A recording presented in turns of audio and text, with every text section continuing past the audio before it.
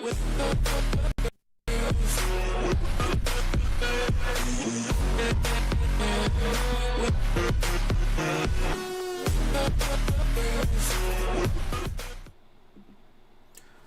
up, what up, good people? This is Coach Evans here with Sip2tally's Films, and today we're bringing you another draft prospect.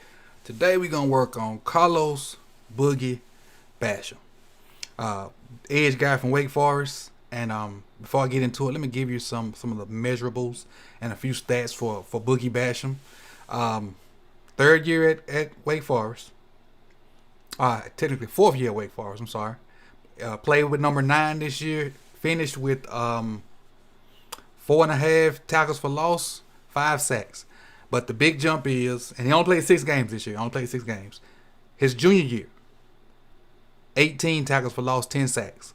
That's how he got on the map right there, because it's junior year. Now, this film is from this year's game versus Clemson. So, I try to pick the best team in the conference, and if I can find film on them, that's the one I use. A lot of times when I do SEC teams, I try to find Bama film. And but this I got Clemson, I got Basham versus Clemson. So we're gonna go through. I think I got 7 plays, and this edge competition for my top 9 is a lot different than I thought. I will give you a hint on it. Going into it, I clearly thought Rousseau was number 1. Not the case. I'm gonna repeat it. Going into it, I clearly thought Rousseau was number 1, hands down. Me being a Miami guy, just, hands down, thought Rousseau was number 1. Not the case. All right. But again, let's get into Boogie Basham's film. And if this is your first time here, make sure you like, comment, and subscribe. I got my chat box people here. What's up, P. Brownie? What's up, Jared? Alvaro, Big Unk, Lunch Break Hot Take Crew. What's good? Enonic and D Money. What's good, fellas? Let's get into this film.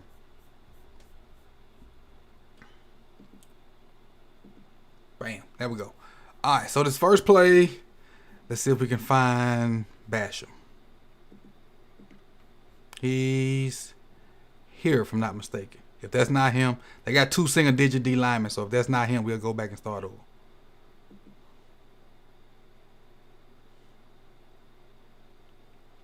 Taking the guard to the tackle. And that was him. All right, so let's check out what happened. Got a sack on Trevor Lawrence. Got a sack on the Golden Boy. Basham's there. Just being relentless. It looked like it maybe should have been a stunt of some kind. And 5 is late coming off the stunt. Because he attacks the edge guy. He attacks that edge guy. He attacks 71. He's lined up in the B gap at about 3 technique. But he attacks 71 hard. Going straight at 71. And I'm thinking 5 is supposed to come right off of him. And 5 just kind of sits back. I guess 9, the blitzing linebacker, is the one he playing the game with. So I guess it's between Basham and the blitzing linebacker. But he comes off, 56 passes him off. He takes on 71. So I think he has C gap. Got C gap. Got the gap contained. Got it contained. Still got it contained. Sees the scrambler. Now he turns into an athlete. Now, we all know, if you think back to the championship game, not this last year, but 2 years ago, Trevor Lawrence got wheels. He is a lot faster than you think. Watch the D lineman go get him. Good job with the secondary too. I'd be hard pressed if I forget about the secondary for covering on this play. And I know it's a Basham film, but look, that guy's covered. This guy right here is covered. This guy right here is covered, which is ATN. He's covered, and allow Basham to get the sack. Being relentless. Go to play 2. Let's see, where is Basham? Oh, I see him. He is here at the 5 technique, right inside the tight end, the unattached tight end.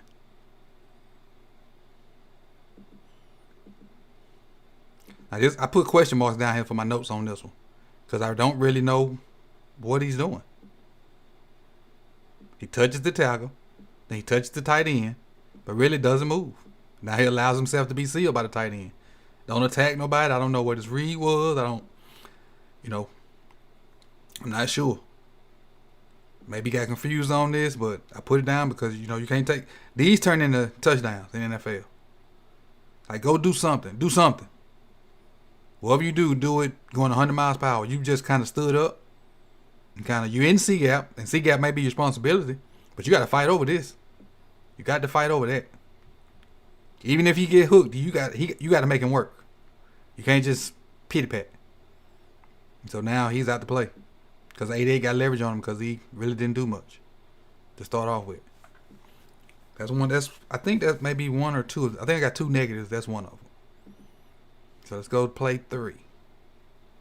Basham is, I think he's right here. You can't really see him because of number 5. Let me see. Let me make sure. Yeah, that's him right there. So let me go back and find him. Basham is right here, and not number 5, but right in front of number 5. Got C gap again. Doing a good job of making sure he's in the gap he's supposed to. So anything comes outside, he got to run it down. All right, now he got off the tight end. Realizing now that this is a screen, he stops. He stops. He realized, they ain't really blocking me. Lawrence is looking right at me. It's a screen. He just takes and knocks it down. High football IQ. Good football IQ. Because 8-8 really not blocking him. He really not blocking him. Then he see Trevor about to throw it. He just stops. Let me lock this on down. Good football IQ. Didn't take the bait. Did not take the bait. Let's go on to play 4. All right. Simple. Easy to find on this one. See what I got for play 4. All right. Let's watch him. Take it on the guard. Arm over. Great move. Great move. Even though he got pulled down from the back, it's probably a clipping. Because you can't go low on one, then somebody else hit you too. But let's look at the move, though. He's working on the guard at the 3 technique. So give him a little foot fire to try to get him off balance. Takes that right arm, it's going to club him. Clubs him, and then arms over his head. Now, all he has to do is take that elbow and not necessarily hit the guard in the head, but kind of use it as leverage to get off of it, kind of push off of it. And I'm demonstrating. I know y'all can't see me, but take that. In fact, I'll show you. I'll show you. Look where his left arm is now. It's right beside the head of the tackle. So if you take that elbow and just use it as leverage to push off, to push yourself toward the quarterback, you should be good. You should be good. Just the thing is getting that elbow and that arm past the head, where when you come over, you don't hit them in the head and hurt yourself or hurt them.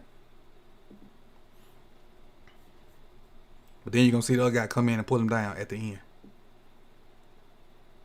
They kind of pull him down at the end. That should be illegal. Because he was engaged in one. One arm was low. He was engaged in one. Even though it's incomplete. But still, it should be a legal block. Let's go to play 5. All right. Where is it? On the edge right here. What I got for play 5? Play 5 is right here. I'm sorry. Basham is right here.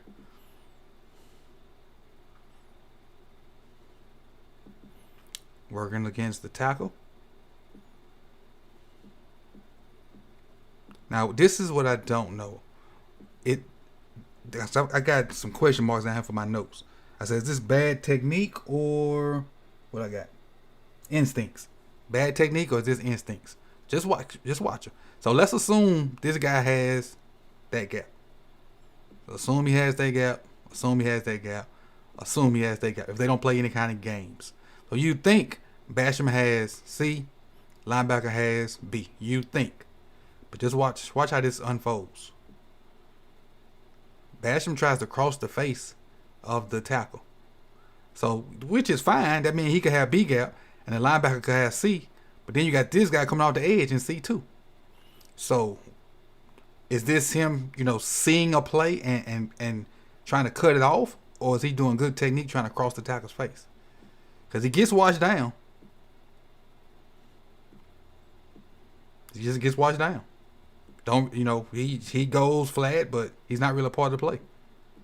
The H-back just washes him on down. He beats the tackle. But The H-back just watch him on down. So is this instinct him seeing the ball trying to get it? Or is it technique? Or is it the play call where he has B gap and 5 and the blitzer has C gap? I don't know. But he does do a good job of crossing that tackle's face. That's why I put it on here. He did a good job of crossing that tackle's face. All right, let's go on to play 6. Play 6. Basham is, again, they got 2 single-digit linemen. I got to find him. Okay, he on the left side. I mean, on the right side. He's right here. Right here. All right.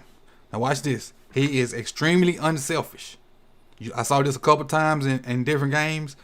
And if I'm the guy that had 10 sacks my junior year, I shouldn't be running stunts for other people. But watch this. Boom. Look at him. He takes the other guard out and allows number 11 to come free. Look at 11, right in the quarterback face. Even though 11 gets credit for this sack, just as much credit should go to Basham. Not only does he start this in a 5 technique, the guy he's going to pick is the center. The guy he's going to pick is the center. So watch how hard he comes down and takes this guy out and just makes it easy for 11 to be right in the quarterback's face. Beats the guard, goes straight to the center, picks him, pick and roll, right there. Extremely unselfish. And you see this a couple times on film. You need a guy that can do that. A guy that don't mind doing that. A team guy. A me before I guy. Simple. 11 gets this sack, but in my mind, this is just as much a credit to number 9 than it is to 11. Because 11 really didn't do nothing but just make the tackle when, the play opened up for him. All right, and number 7, which is the last play. This is the other negative I have on it. They run a little reverse. Got the guy right there and he misses it. Now, what I want to talk about is the lack of hips. That's what I want to talk about.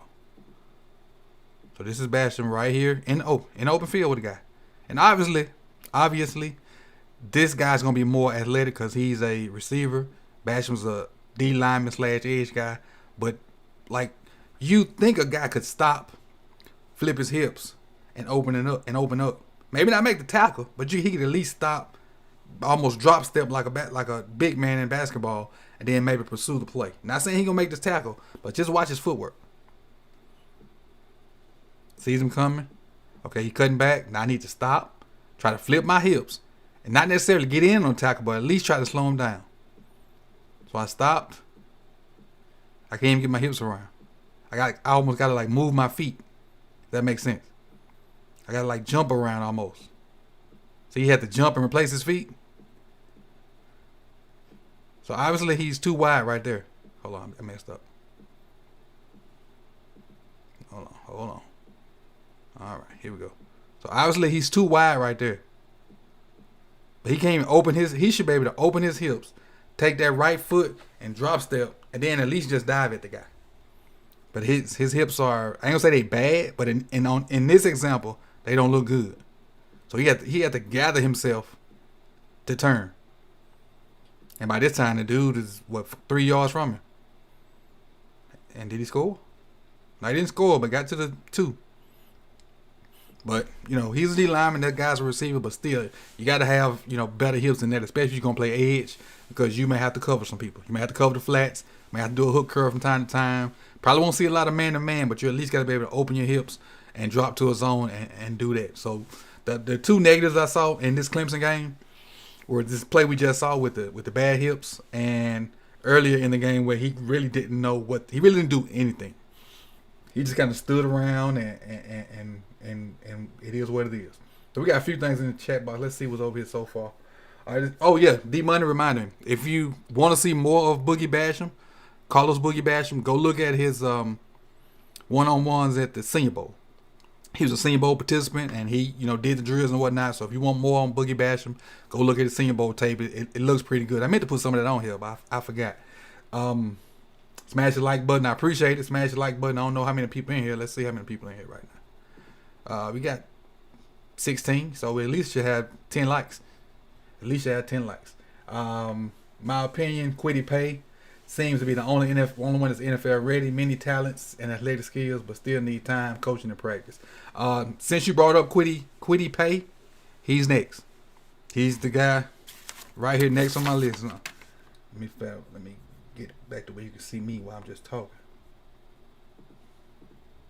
He's the next guy on my list. I already got my cut ups and whatnot, so I just got to cut it up and go from there. Quiddy Pay is the next guy coming up, probably tomorrow. But this is my time for now. I appreciate you guys rocking with me. You could have been anywhere in the world, but you chose to be here with me. So I appreciate you guys. If you're new here, make sure you hit that subscribe button, like, comment now since the chat is over, because the chat box is about to close. But everybody that came and rocked with me today, I appreciate you. Coach Evans out. Peace.